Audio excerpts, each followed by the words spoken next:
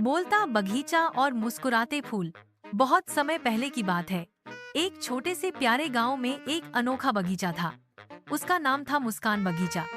यह बगीचा देखने में तो आम था, लेकिन उसमें एक जादू छिपा था। यहाँ के पेड़, पौधे, फूल, तितलियाँ और यहाँ तक कि घास भी बोलती थी। लेकिन सिर्फ तब जब कोई बच्चा सच्चे दिल से हंसता और मुस्कुराता था।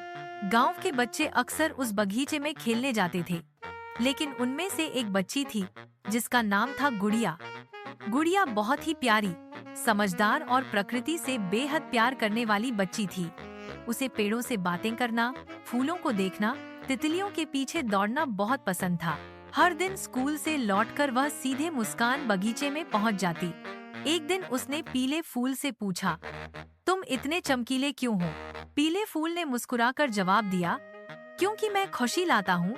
मुझे देखकर जो भी हंसता है उसका दिल हल्का हो जाता है।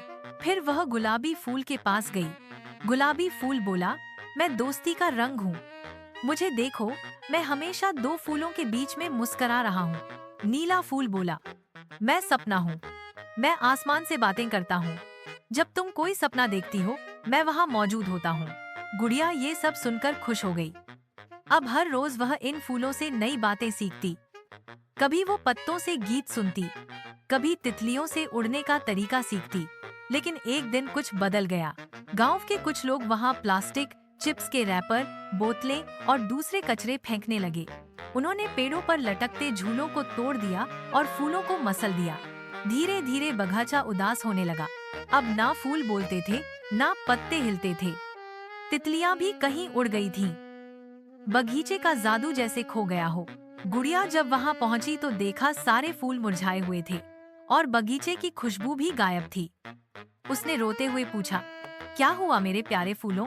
फूल बोले, हम दुखी हैं गुड़िया, क्योंकि लोगों ने हमें गंदा कर दिया। हम सांस नहीं ले पा रहे। गुड़िया बहुत दुखी हुई, लेकिन वो हार मानने वाली नहीं थी। अगले दिन वह स्कूल गई और अपने दोस्तों को सब बताया। उसने कहा, अगर हम सब मिलकर सफाई करें तो बगीचा फिर से जिंदा हो सकता है। सभी बच्चे तैयार हो गए। कुछ ने हाथों में झाड़ू ली, कुछ ने कचरे के थैले उठाए और कुछ ने बीज लाकर मिट्टी में बो दिए। पूरा हफ्ता उन्होंने सफाई की, पौधे लगाए, पेड़ों को पानी दिया और बगीचे को फिर से हरा भरा बना दिया। आखिरकार एक सुबह सूरज की पहली किरण के साथ बगीचे ने फिर से मुस्कुराना शुरू किया। फूलों ने धीरे धीरे अपनी आंखें खोलीं, पत्ते झूमने लगे और तितलियां वापस आ गईं। तभी एक गुलाबी फूल ने कहा, थैंक यू बच्चों, तुमने हमें फिर से जीने की वजह दी। अब मुस्कान बगीचा पहले से भी ज्यादा सुंदर और जादुई हो गया था। हर रविवार को बच्चे वहां जमा होते और बगीचा उन्हें कहानियां सुनाता, कभी चिड़ियों की यात्राओं की, कभी पत्तों की शरारतों की और कभी फूलों के सपनों की। बच्चे वहां घंटों खेलते, सीखते और मुस्कुराते। गुड़िया ने एक बोर्ड बगीचे के बाहर लगाया जिस पर लिखा था, यह मुस्कान बगीचा है, यहाँ हर हंसी एक जादू करती है। सीख, प्रकृति हमसे बात करती है, बस हमें उसे सुनने की समझ चाहिए। अगर हम पेड़ों, फूलों और बगीचों से प्यार करेंगे तो वो हमें भी प्यार देंगे। और हाँ, सच्ची मुस्कान में बहुत ताकत होती है।